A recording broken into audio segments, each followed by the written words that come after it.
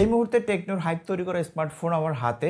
Model number হচ্ছে Tecno Spark গো 1। প্রচুর hype তৈরি করে ফেলেছে বাজারে এবং দাম হচ্ছে 10,990 টাকা। চমৎকার কিছু স্পেক রয়েছে, সেজন্য কিন্তু হাইপ তৈরি করেছে। যেমন ডিসপ্লেতে কিন্তু 5 হোল কাট আউট রয়েছে এই বাজেটের মধ্যে এবং স্টেরিও স্পিকার পাবেন, 2টা স্পিকার রয়েছে, আয়ার ব্লাস্টার রয়েছে। তো এই বাজেটে কিন্তু এগুলো আসলে এক্সপেক্ট করার মতো না। তো ফোনটি 2টি ভেরিয়েন্টে পাবেন, 464, 4128। যার যেটা পছন্দ সেটা নিতে পারেন। তো চলেন আজকে ভালো মন্দ সব কিছু আজকে শেয়ার করব।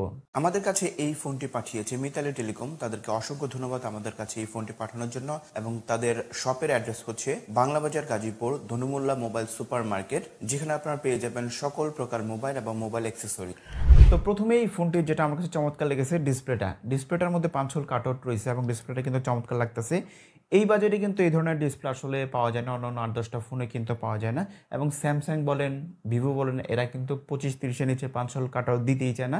এবং ডিসপ্লেটাও কিন্তু খারাপ না, এইচডি প্লাস ডিসপ্লে হলেও একদম খারাপ না। টাচ রেসপন্স যথেষ্ট ভালো পাচ্ছি, এখানে কোনো সমস্যা পাইনি। চিন বেজেল ঠিক আছে, আমি বলবো ডিসপ্লেটা বড় এবং কন্টেন্ট দেখার এক্সপিরিয়েন্স ভালো পাবেন। যদিও একটু ব্রাইটনেস ঘাটতি পাবেন, কারণ হচ্ছে একদম যেহেতু এইচডি বা অ্যামোলেড ডিসপ্লে না, সেক্ষেত্রে একটু ঘাটতি কিন্তু পাবেন। এবং ইনডোরে কিন্তু খুব ভালোভাবেই ব্যবহার করা যায়, আউটডোরে কিছুটা সমস্যা হবে কন্টেন্ট কনজিউম করতে গেলে, কিন্তু ভালো। এবং যেটা ভালো লাগছে ডিসপ্লের উপরে যে 5 হোল কাট আউটটা রয়েছে, এটা কিন্তু খুব চমৎকার লাগছে, যেটা আসলে আমার কাছে খুব চমৎকার লেগেছে। তো এরপর আসি ডিজাইনটা কিন্তু ভাই আরও চমৎকার। ডিজাইনটা, পেছনের লুকটা দেখেন, অসম একটা লুক দেওয়া হয়েছে, একদম কিন্তু আইফোনের মতো, যেটা আমার কাছে খুব চমৎকার লাগছে। ডিজাইনটা কিন্তু পেছনে কিন্তু প্লাস্টিক বাট ফ্রস্টেড টাইপের, এবং ডিজাইনটা আমার কাছে পেছনে সুন্দর লাগতেছে। এবং সাইড প্যানেলের কথা বলি, একটু ফ্ল্যাট টাইপের, একটু মোটা ফোনটা, যথেষ্ট ভালো। এবং পোর্টস অ্যান্ড বাটনের কথা যদি বলে, নিচে কিন্তু সব পেয়ে যাচ্ছি। একদম দেখতে পাচ্ছি এখানে স্টেরিও স্পিকার রয়েছে, যেটা আমার কাছে আরও চমৎকার লাগছে। একদম উপরে দেখতে পাচ্ছেন স্টেরিও স্পিকার, 2টা স্পিকার। এবং সাউন্ড কোয়ালিটি ভাই যথেষ্ট ভালো ছিল এই বাজেট। এবং সাইড প্যানেলে এখানে ডান পাশে ভলিউম রাখার, নিচে রয়েছে পাওয়ার বাটন, সেখানে কিন্তু ফিঙ্গারপ্রিন্ট সেন্সরটি ইমপ্লিমেন্ট করা রয়েছে, সেটাও কিন্তু অ্যাকুরেটলি কাজ করছিল। এবং বাম পাশে সিম এজেক্টর রয়েছে এবং 2টি সিম কার্ড প্লাস একটি মেমোরি কার্ড ইউজ করতে পারবেন। তো ডিসপ্লেতে যেটা আরও ভালো লেগেছে, 120 হার্টজ রিফ্রেশ রেট এসে, যেটা চমৎকার এই বাজেটে কিন্তু দেয়ই না অন্যান্য ফোনে। তো এবার আসি পারফরমেন্স সেকশনে। ফোনটি রান হচ্ছে অ্যান্ড্রয়েড 14 এবং চিপসেট হিসেবে রয়েছে ইউনিএসওসি T615, যেটি হচ্ছে একটি মোটামুটি লেভেলের। এই ধরনের বাজেট ফোনে কিন্তু এই ধরনের চিপসেটই ব্যবহার করা হয়, মোটামুটি চালিয়ে নেওয়ার মতো। এখানে টাচ রেসপন্স যথেষ্ট ভালো পাচ্ছি, 4GB থাকলেও, কারণ হচ্ছে এখানে 120 হার্টজ রিফ্রেশ রেট রয়েছে। বাট ফোনটি যদি আরও একটি ভেরিয়েন্ট থাকতো, সেক্ষেত্রে কিন্তু আরও একটু চমৎকার হতো। যদি 6/128 দিত, সেক্ষেত্রে কিন্তু আরও একটু বেটার হতো। র্যাম রোম এবং LPDDR4X র্যাম রয়েছে, মাল্টিটাস্কিংও খুব ভালোই কাজ করতেছে আপাতত। এবং একদম যদি অনেকগুলো অ্যাপস আপনি এখানে ইউজ করতে চান, সেক্ষেত্রে কিছুটা সমস্যা হয়। এবং যদি আপনি গেমস খেলতে চান, সেক্ষেত্রে কিন্তু নর্মাল যে গেমসগুলো রয়েছে, ছোটোখাটো গেমসগুলো, এগুলো কিন্তু খেলতে পারবেন অনায়াসেই। ফ্রি ফায়ারটাও খেলতে পারবেন, বাট একদম হাই লেভেলের গেমসগুলো কিন্তু খেলা পসিবল না। পাবজি টাবজি এগুলো কিন্তু একদম হাই গ্রাফিক্সে আপনি বা ফুল এইচডিতে খেলতে পারবেন না, স্মুথ গ্রাফিক্সে মোটামুটি খেলতে পারবেন, বাট একদম নর্মাল গেমসগুলো, 2D গেমসগুলো কিন্তু অনায়াসে চলে। তো এবার আসি ক্যামেরা সেকশনে। ফোনটির পেছনে দেখতে পাচ্ছি আমরা 2টি ক্যামেরা ব্যবহার করা হয়েছে, যেটার প্রাইমারিটি হচ্ছে 13 মেগাপিক্সেল এবং সেকেন্ডারি যেটা রয়েছে এটা নর্মাল দুধবাত সেন্সর।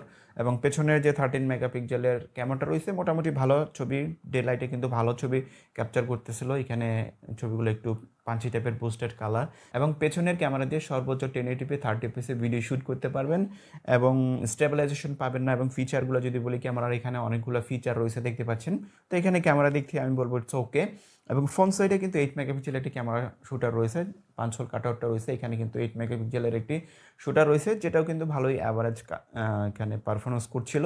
তো ব্যাটারি সেকশনে ফোনটিতে রয়েছে 5000 mAh-এর ব্যাটারি এবং সেটিকে চার্জ দেওয়ার জন্য অনলি 10 ওয়াটের চার্জার রয়েছে বক্সের মধ্যে। এখানে কিন্তু 15 ওয়াট সাপোর্ট করে, বাট এখানে চাইলে তারা 15 ওয়াটটা দিলে আর একটু বেটার হইতো, সেক্ষেত্রে ফোনটা একটু ফাস্ট চার্জ হইতো। বাট এখানে 10 ওয়াটের চার্জার যেহেতু, একটু চার্জ হইতে সময় লাগে। এবং ব্যাকআপের কথা যদি বলি, নর্মাল ইউজ করলে 1.5 থেকে 2 দিন ইউজ করা যায়। আর এবং আপনি যদি মোবাইল ডাটা ইউজ করে মিডিয়া কনজিউম করেন, গেমস খেলেন, সেক্ষেত্রে কিন্তু আপনাকে 7 থেকে 8 ঘন্টা পর আপনাকে ফোনটিকে চার্জ করতে হবে। তো এখন কথা হচ্ছে ওভারঅল ফোনটি আসলে কেমন লেগেছে। যদি ডিজাইনের কথা বলেন, ভাই অসম। এবং ডিসপ্লেটা খুব চমৎকার লাগছে এবং আয়ার ব্লাস্টার রয়েছে, ডুয়েল স্পিকার রয়েছে। এই দিক থেকে বা 100-তে 100 আমি বলবো। এবং পেছনের ডিজাইনটা আইফোনের মতো, খুবই চমৎকার এই বাজেটে। এবং খারাপের কথা যদি বলি, ফোনটিতে কিন্তু চাইলে আরেকটু ডিসপ্লে যদি এইচডি প্লাস না দিয়ে ফুল এইচডি দিত, সেক্ষেত্রে আরেকটু ভালো হইতো।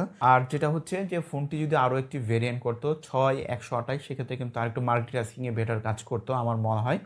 তো এই ছিল ওভারঅল এই ফোনটি নিয়ে ভিডিও। কেমন লেগেছে একটু কমেন্টস করে জানাবেন এবং যারা কিনেছেন তাদের ইউজার এক্সপেরিয়েন্স শেয়ার করতে পারেন এই ভিডিও নিচে।